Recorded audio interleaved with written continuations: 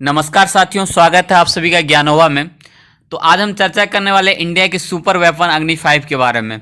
क्योंकि कल ही मतलब 20 अगस्त को इंडिया ने अपना अग्नि 5 मिसाइल का सक्सेसफुली टेस्ट ट्रायल को सक्सेसफुली कर लिया है।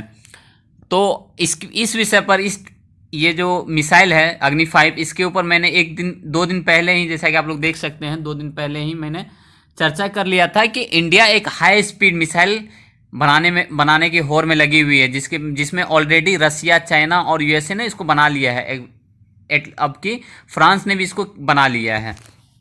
तो आप अगर डिटेल एनालिसिस जानना चाहते हैं कि वो मिसाइल क्या थी, उसकी मिसाइल की स्पीड क्या है, तो आप हमारे पिछले जो लेक्चर है उसको जाके देख सकते हैं, जो मैं कमेंट बॉक्स में पिन कर दूंगा।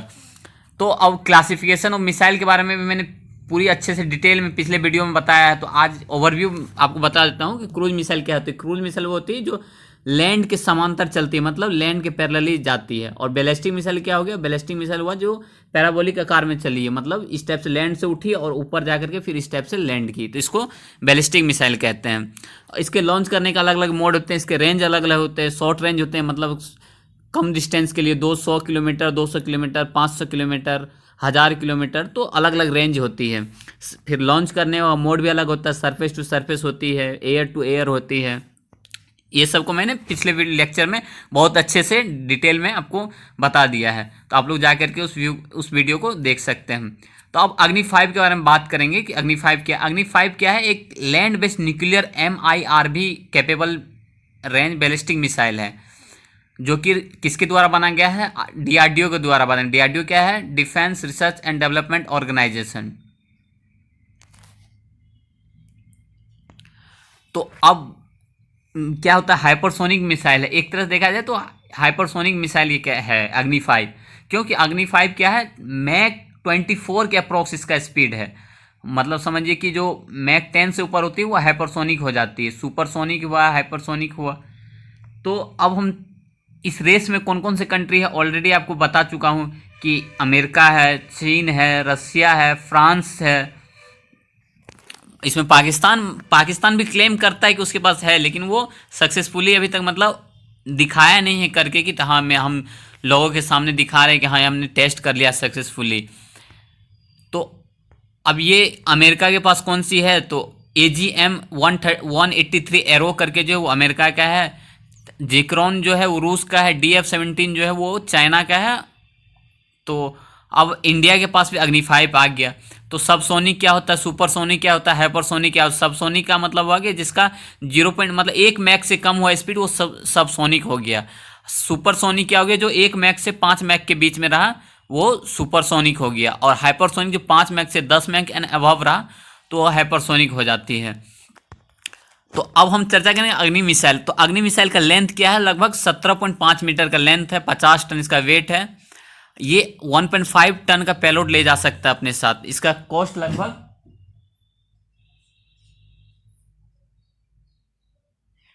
इसका कॉस्ट लगभग 500 मिलियन डॉलर के अप्रोक्स आया है। तो अग्नि 5 का रेंज क्या है? 500 किलोमीटर तक मैक्सिमम रेंज है। मतलब समझिए कि ये इंडिया से बैठे बैठे बीजिंग, चाहे संघाई हो गया या फिर तेहरान, ये सबको मतलब आसियान कंट्री में देखो तो जकार्ता जो हो गया इंडोनेशिया का पार्ट, लगभग वो सबको कैप्चर कर सकता है।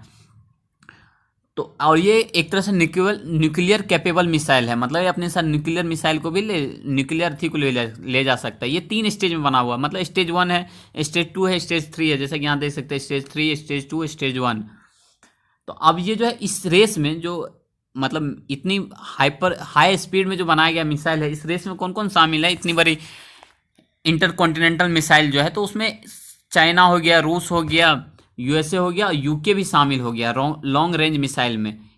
तो अब है कि इंडिया ने कब कब इसका टेस्ट किया। तो अग्नि 5 पीछे के बनने के रीजन होगा कि उससे पहले अग्नि 4 बनाया गया होगा, अग्नि 3 बनाया गया होगा, अग्नि 2 बनाया गया होगा, अग्नि 1 बनाया गया होगा। तो अग्नि 1 19 अप्रैल 2012 को ही टेस्ट किया गया था, जो 700 किलोमीटर के रेंज है।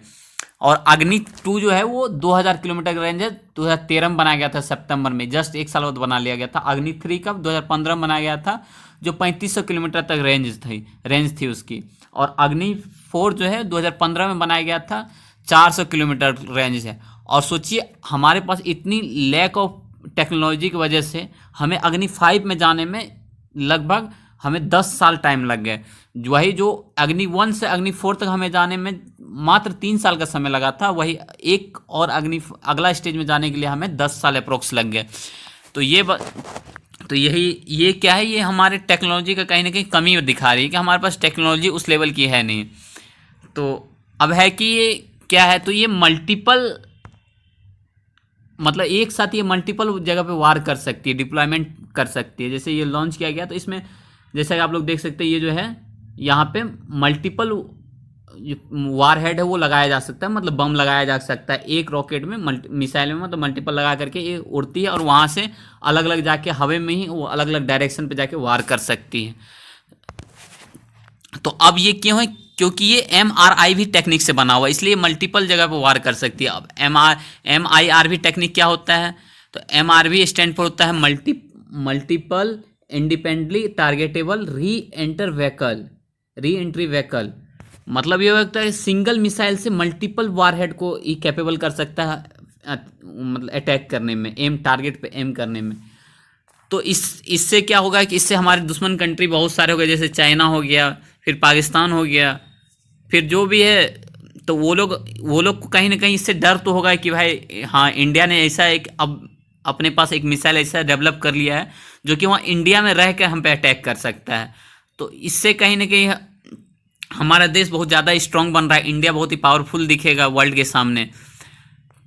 तो अब क्या है कि अग्नि मिसाइल का रेंज क्या है, तो जैसा कि आप लोग देख ही सकते हैं कि वो लगभग 5000 किलोमीटर के आसपास वार कर सकता है, जो कि रसिया अब अप्रोक्स रसिया तक को कवर कर सकता है। कुछ हिस्सा जो है साउथ अफ्रीका का आ जाएगा, तो जो न्यू दिल्ली से बैठकर हम लोग बीजिंग, संघाई, बैंकॉक वगैरह पे आसानी से इजीली वार कर सकते हैं। पहले क्या था, अग्नि 2 जो था वो 2000 किलोमीटर तक था ही, जो कि तेहरान तक हम लोग वार कर सकते थे।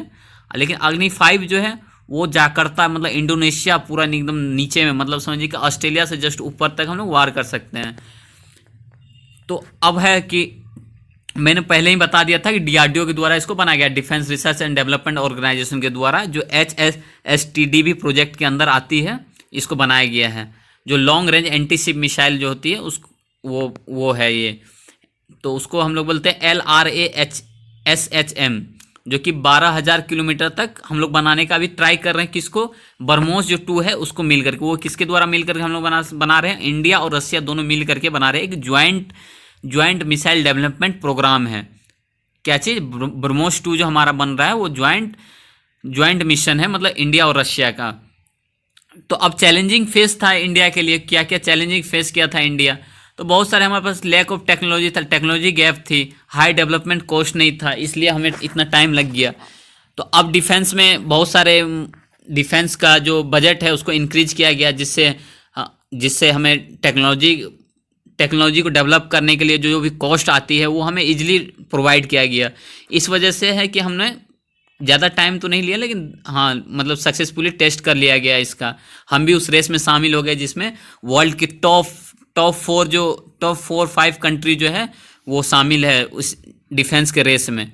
तो अब बहुत सारे एक्सपर्ट का भी मानना है कि ये हाइपरसोनिक मिसाइल जो है आने वाले फ्यूचर में एक तरह से बहुत ही पावर डायनेमिक का खेल है, जिसके पास ये है हाइपरसोनिक मिसाइल, मतलब इंटरकॉन्टिनेंटल बैलिस्टिक मिसाइल जो है, ये एक तरह से पावर गेम का खेल है। मतलब आप अपने यहाँ से अगर आपको कोई धमका रहा है या फिर आप पे कोई अटैक कर रहा है, तो आप अपने यहाँ से बैठ करके वहाँ अटैक कर सकते हैं। कोई कंट्री से आपको लैंड लेने की ज़रूरत नहीं पड़ेगी, या फिर कोई जो एयरपोर्ट होते हैं उसके लेने की ज़रूरत नहीं पड़ेगी, क्योंकि आपको डिफेंस मतलब मिसाइल अटैक करने के लिए अगर उतनी लॉन्ग रेंज की मिसाइल नहीं है तो आपको उस एरिया के अप्रोक्स नज़दीक जा करके फिर वो मिसाइल लॉन्च करना पड़ता है। और अगर नज़दीक जाते हैं तो अदर कंट्री जो होते हैं वो भी मान लेती है कि हम भी इन्वॉल्व हो रहे हैं इसमें, क्योंकि आप उसका एयर स्पेस यूज किए हैं।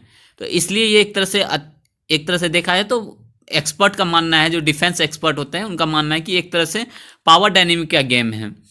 तो और आपको इस वीडियो में मिसाइल के बारे में और अच्छे से जानना है तो आप हमारा पिछला लेक्चर जो उसको जाके विजिट कर सकते हैं।